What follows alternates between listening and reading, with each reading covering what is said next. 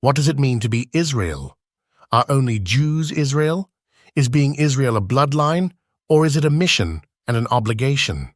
The Torah clearly states that God chose the nation of Israel to be his chosen people.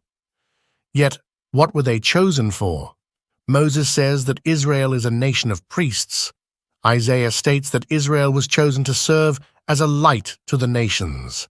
Nowhere does it say that by being chosen by God to serve him, was Israel made any better, smarter, richer, more handsome or beautiful than any other nation.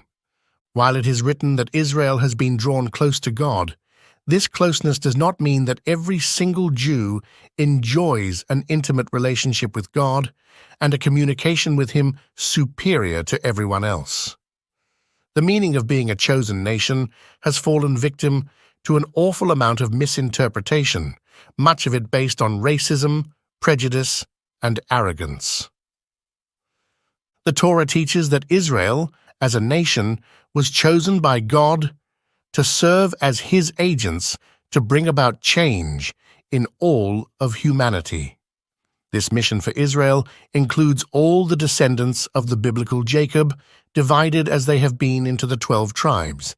For more than 2,000 years, the vast majority of Israelites have been separated from their original identities. Since the fall of the northern kingdom of Israel in biblical times, the Israelites have been scattered over the face of the earth.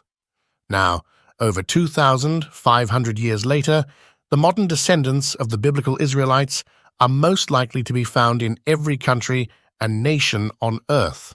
Their numbers must certainly be in the hundreds of millions. Today, and since the fall of the southern kingdom of Judah in 586 BCE, the survivors of Judah are called Jews, after the name of Judah.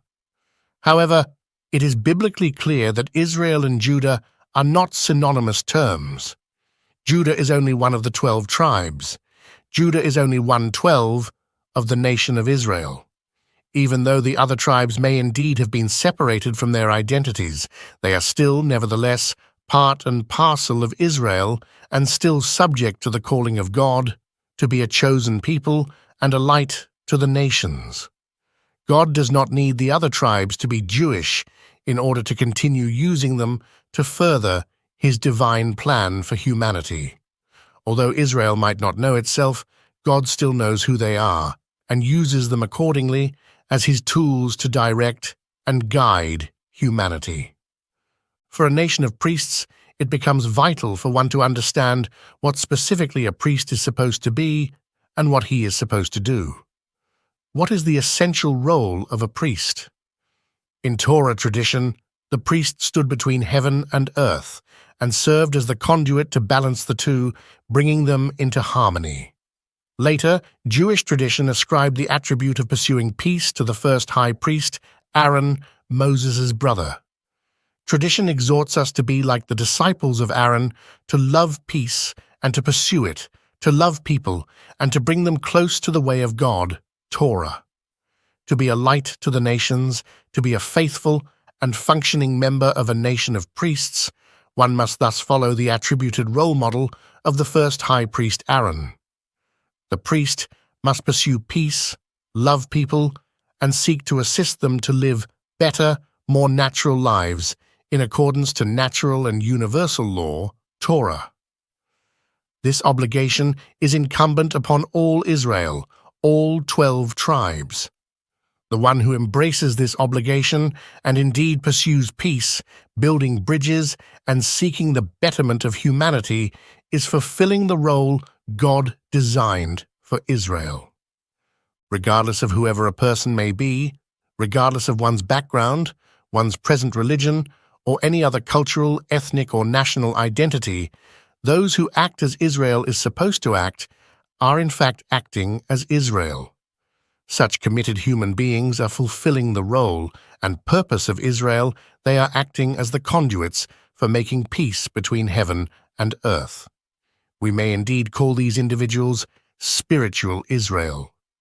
And who knows, if it were possible to trace bloodlines back thousands of years, it stands to reason that these peoples who embrace this level of human compassion may very well be the descendants of the actual Israelites who stood at Sinai to experience the telepathic message from God. An ancient tradition teachings taught us that it is the students of wisdom who increase peace in the world. To emphasize this point, the teachings makes a moral reference to the biblical teaching of the prophet Isaiah. And all your children will be learned about YAHWH, and great shall be the peace of Banayik, your children. Isaiah 54:13. Do not read the final word as Banayik, your children, rather read the word as Bonayik, your builders. Those who promote harmony, balance, and peace between peoples, these are the true builders of the world. This course of action is called wisdom, and those who follow it are called the students of wisdom. They are the true disciples of Aaron. They are the ones who are fulfilling the role of God's Israel. The peacemakers, therefore, are the true chosen people, the authentic nation of priests. Although bloodlines may have become lost and confused over thousands of years, identity today can be discerned through moral character, honorable behavior, and the spirit for universal harmony. Peacemakers are the builders who build the bridges over our cultural, religious, and other divides. Peacemakers proclaim the biblical message that not only is God one, but so too is all humanity. Superficial religions argue and bicker over shallow, unimportant things. Such shallow religious teachings and the shallow individuals that follow them should be role models to no one. Religions today have become weighed down and oppressed by crushing divisive doctrines, dogmas, and theologies. This is why true Torah is not the way religion is today. The true faithful who follow Torah live every moment in the way, halakha.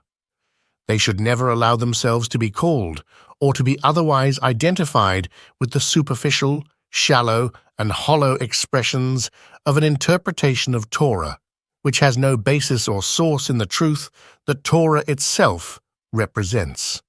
A rose by any other name would smell as sweet.